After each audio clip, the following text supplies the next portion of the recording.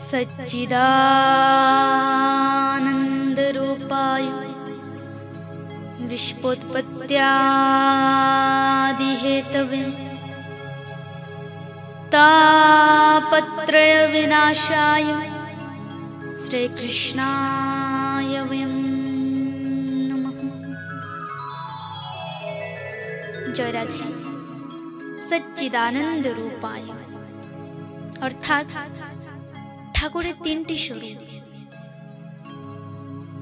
কি কি? সৎ, চিৎ আর আনন্দ। সৎ মানে সত্য। আর যদি বলা হয় সত্যের পরিভাষা কি, তাহলে আমরা কি বলবো? চিরস্থায়ী। সত্য তাকে বলা হয় যার কোনোদিন পরিবর্তন হয় না, মানে যে আগেও যেমন ছিল আজও তেমন আছে আর আগে যেও তেমনই থাকবে। এক সত্য যার কোনোদিন পরিবর্তন হয় না, দ্বিতীয় সত্যের আশ্রয়।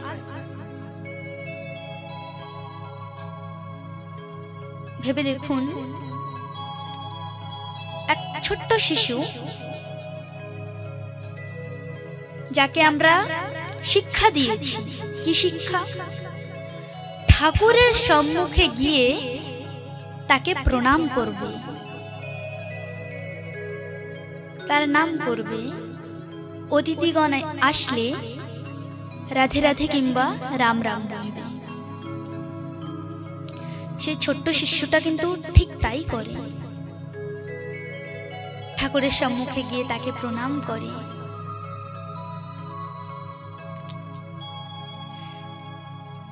সেই ছোট্ট শিশুর সম্মুখে যদি আমরা কিছু টাকা পয়সা আর এক পাশে খেলনা রেখে দিই, তাহলে সেই ছোট্ট শিশু কি চয়ন করবে? টাকা পয়সা না খেলনা? খেলনা। আচ্ছা, আমাদের সম্মুখে যদি কিছু টাকা পয়সা আর খেলনা রেখে দেওয়া হয়, তাহলে আমরা কি চয়ন করব? টাকা পয়সা, তাই না? এবার এক বৃদ্ধ ব্যক্তি, তার জীবনে বেশি দিন শেষ নেই। তাকে যদি আমরা কিছু টাকা পয়সা দিই আর যদি তাকে বলা হয় হয়তো তুমি এই টাকা পয়সা নাও, না হলে তোমার পূর্ণ রূপে তোমার পরিবারের সঙ্গে দেয়া হবে, তাহলে সেই বৃদ্ধ ব্যক্তি কি চয়ন করবে? পরিবার। দেখেন, এই এক জন্মে 3 বার আশ্রয় পাল্টালো। ছোটকালে খেলনা ভালো লেগেছে, একটু বড় যখন হয়েছি তখন টাকা পয়সা ভালো লেগেছে, আর যখন বৃদ্ধ হয়েছি তখন পরিবার ভালো লেগেছে। কিন্তু এই 3টি অবস্থায় একটা জিনিস পাল্টায়নি। কি? ওই শিশুটাকে আমরা শিক্ষা দিয়েছিলাম ঠাকুরের সম্মুখে গিয়ে তাকে প্রণাম করবে, তার নাম করবে।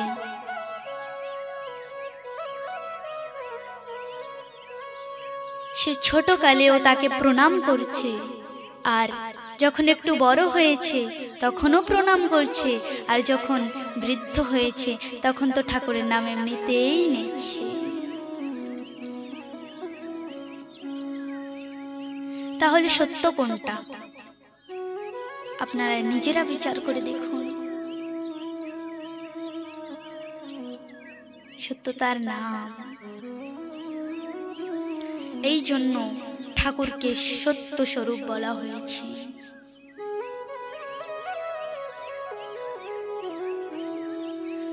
দ্বিতীয়, চিৎ। চিৎ মানে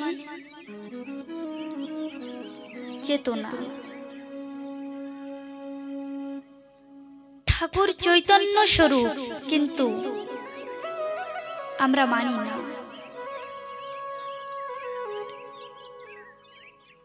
ঠাকুরের খিদা পায়, তার ঘুম আসে, কিন্তু আমরা সেই ভাবনা সেই বিচার আমরা রাখি না।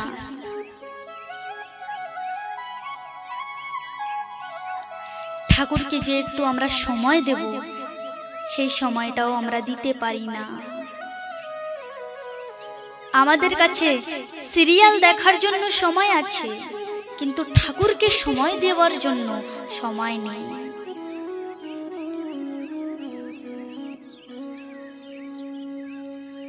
সন্ধ্যাবেলায় মেয়েদের কাজ কি হয়? সন্ধ্যা দেওয়া না, সিরিয়াল দেখা।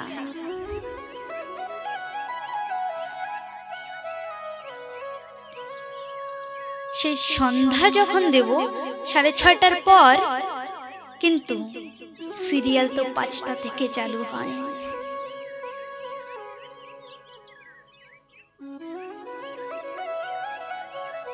এবার সন্ধ্যা তখনই দেব যখন সিরিয়ালের ফাঁকে বিজ্ঞাপন হতে আরম্ভ হবে।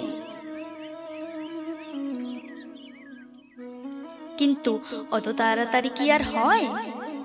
এবার হাতে প্রদীপটা ঘুরছে আর চোখটা সিরিয়ালের দিকে রয়েছে। এমন করলে কি হবে? বিচার করে দেখুন। আপনি আমার ঘরে অতিথি হয়ে এলে, আমি আপনার সঙ্গে দুটো কথা বললাম না, আপনাকে একটু সময় দিলাম না, আমার কাজে আমি ব্যস্ত আছি, তাহলে আপনি কি আমার ঘরে আর আসবেন? না।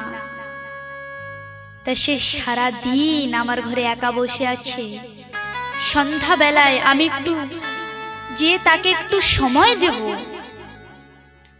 সেই সময়টাও যদি আমি সিরিয়ালকে দিই, তাহলে কি হবে?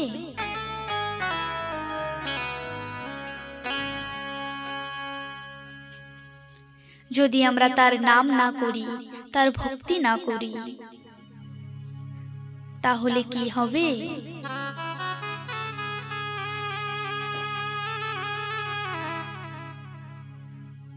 যাই হোক, ঠাকুরের দ্বিতীয় স্বরূপ চিৎ, আর তৃতীয়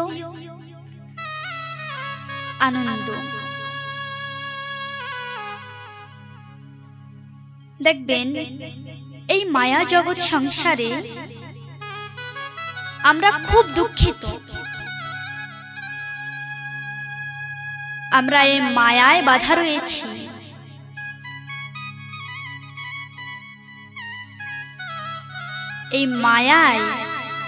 এই মায়ার সংসারে সবাই খুব দুঃখিত।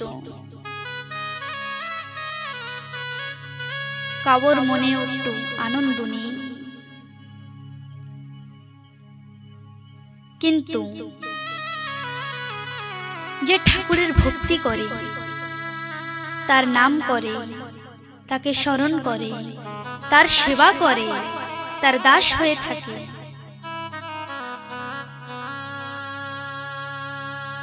তার কিন্তু এই মায়া জগতের দিকে ধ্যান থাকে না, আর ঠাকুরকে নিয়েই সে আনন্দিত থাকে। এমন ভাবে ঠাকুরের 3টি স্বরূপের বর্ণন করা হয়েছে। তাই আমাদেরকেও যদি আনন্দিত থাকতে হয়, তাহলে আমাদেরকেও ভক্তি করতে হবে, তার নাম করতে হবে, তাকে স্মরণ করতে হবে, তার সেবা করতে হবে।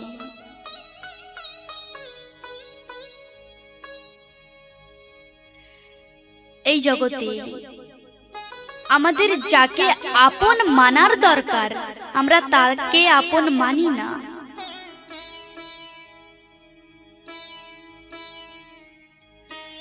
যে আমাদের আপন, তাকে আমরা আপন মানি না।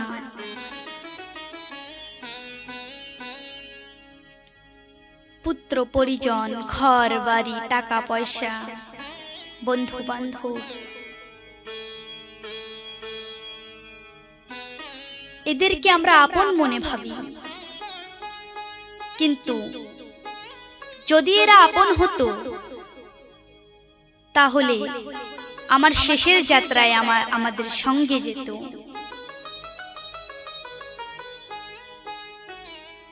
কিন্তু কেউ কারো আপন নয়। ঠাকুরকে বলতে হবে, হে ঠাকুর, ভাই বন্ধু সংসার পুত্র পরিজন, এই টাকা পয়সা ঘর বাড়ি আমার বলতে কিছুই নেই, শুধু আপনার নামই সত্য।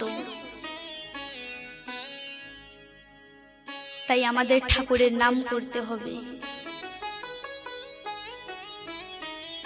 ঠাকুরের নাম যদি না করতে পারি আমরা, তাহলে মানব জীবন পাওয়ার কি লাভ আছে?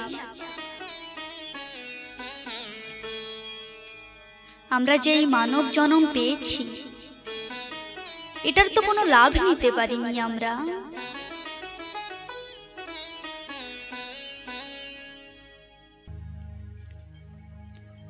খাওয়া ঘুমানো এসব কাজ তো পশু পাখিরাও করে। কোনদিন দেখেছেন কোনো পশু পাখিকে ঠাকুরের নাম নিতে?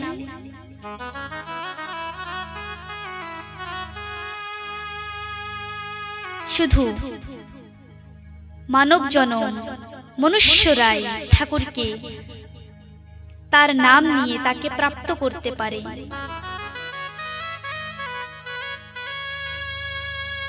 কিন্তু আমরা সেইটুকু সময় ঠাকুরকে দিই না, তার নাম করি না।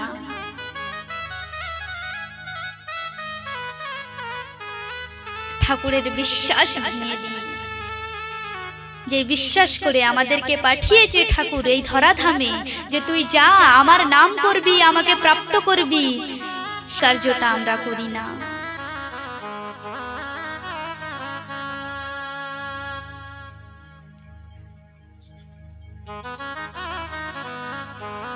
কেন এসেছি এই ধরাধামে? আমরা এই মনুষ্য জন্ম নিয়ে কেন এসেছি? তার নামই যদি না করতে পারি, তাহলে এই মনুষ্য জন্ম শুধু মনুষ্য জন্ম ব্যর্থ।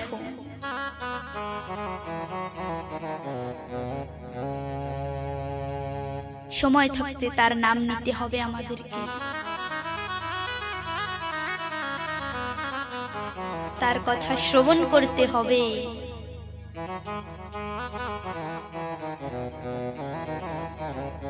তাইলে এই ঠাকুরকে প্রাপ্ত করা যাবে। তাই সবাইকে ঠাকুরের শরণাগত হতে হবে। আর তাই এইটুকু কথা বলে আমি আমার বাক্যকে বিশ্রাম দিচ্ছি।